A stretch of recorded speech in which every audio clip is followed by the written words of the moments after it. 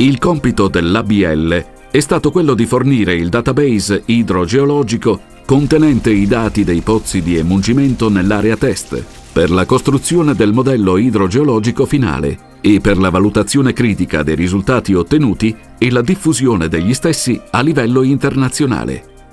ABL affronta il problema della gestione delle risorse idriche già da molti anni, mediante l'utilizzo di tecnologie d'avanguardia per la progettazione, costruzione ed esercizio dell'acquedotto. Con la partecipazione a questo progetto si intende ottenere un pacchetto tecnico-scientifico di metodologie integrate che permettano la pianificazione delle quantità di risorse idriche da destinare a vari usi, il monitoraggio dell'impatto sulla risorsa idrica di nuovi insediamenti industriali e civili e la quantificazione delle acque sotterranee. L'ABL ha deciso di realizzare un pozzo fino ad una profondità di circa 500 metri sotto il piano campagna, vista la possibile presenza di ulteriori acquiferi individuati dall'analisi integrata dei dati geofisici.